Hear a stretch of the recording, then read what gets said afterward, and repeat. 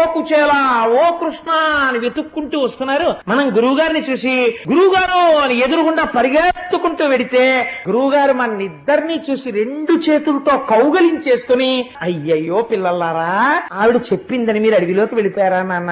రాత్రంతా అడవిలో ఉండిపోయారా? ఈ చీకట్లో ఏం పులులు అరిచాయో, ఏ పాములు వచ్చాయో, దెబ్బలు తగలలేదు కదా అని ఒళ్ళంతా తడిమి చూసి వాళ్ళు మన ఇద్దరిని కౌగిలించేసుకుని దగ్గరికి తీసుకుని కన్నులంబట నీరు పెట్టేసుకుని కళ్ళు తుడిచేసుకుని, మీరు నాకు ఇంకా గురుదక్షిణ ఏమి ఇస్తాననకండి, రూపాయి కూడా వద్దు. ఎందుకంటే వెళ్ళిపోయే ముందు అడుగుతారు, మాట వరసకు అడుగుతారు, గురువు గారు మీకేమన్నా దక్షిణ ఇవ్వమా అంటారు. ఏం అక్కర్లేదురా, మీరు నేర్చుకున్నది చాలంటాడు గురువు. ఆ మాట కూడా మీరు అనకండి. ఎందుకో తెలుసా? మీరు నాకు దక్షిణ ఇచ్చేశారు. ఎందుకు ఇచ్చేశారో తెలుసా?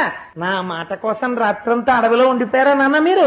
మీరు నా కోసం, గురువు గారి మాట కోసం ఒక రాత్రంతా కట్టెల కోసం ఇంత కష్టపడ్డారు కాబట్టి మీకు అపారమైనటువంటి ధనము, ధాన్యము, బంధువులు, భార్యలు, పుత్రులు, అనేక రకములైన విభూతులతో మీరు శోభిల్లెదరుగాక అని ఆశీర్వచనం చేశాడు. ఏమి ఉదారుడయ్యా మన గురువు కుచేలా.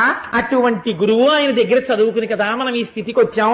ఏం అదృష్టం కుచేలా అని దగ్గరికి తీసుకుని ఏమడిగాడయ్యా మన్ని? ఎప్పుడైనా మన్ని నాకేం తెస్తారా మీరు రాజధానికి వెడితే అని మన అడిగాడా? మనం ఇంటికి వెడుతున్నప్పుడు నాకేం తెచ్చారా అని అడిగాడా? అయ్యో మీరు 4 రోజులు కనపడకపోతే నాకు బెంగగా అనిపించింది, రా రండి అని భార్యని పిలిచి, కుచేలుడు కృష్ణుడు వచ్చాడు, ఆ కృష్ణుడికి వెన్నముద్దేశం పెట్టి అన్నాం అన్నాడు తప్ప నాకేం తెచ్చావురా అని అడగలేదురా.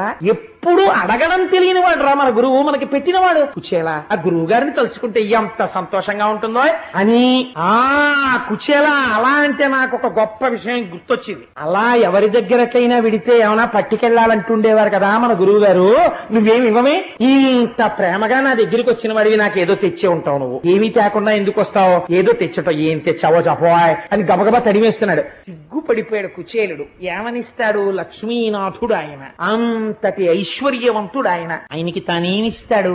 తిరిగిపోయినటువంటి ఉత్తరీయానికి వెనకనున్నటువంటి ముక్కలో ఇన్ని అటుకులు మూట కట్టున్నాయి. ఆ మూట కట్టి ఉన్నటువంటి అటుకుల వంక చూసి కృష్ణుడు అన్నాడు, తెలుసు తెచ్చాడు అటుకులని. దళమైన పుష్పమైనను ఫలమైనను సలిలమైన బాయని భక్తిన్ పొలిచిన జనులర్పించిన ఎలమిన్ రుచిరాన్నముగ నేను భుజింతున్ అన్నాడు. కుచేలా చాలా ఐశ్వర్యవంతుడని నాకు చాలా మంది కానుకలు పట్టుకొచ్చిస్తుంటారు. నాకొక రహస్యం తెలుసు, వాళ్ళందరూ నా యందు ప్రీతితో నేనే తినాలని తెచ్చినవి కావు, నాకున్నాయన్న ఆడంబరానికి తెచ్చిచ్చిన వాళ్ళు ఉన్నారు. నేను ముట్టుకోనోయ్.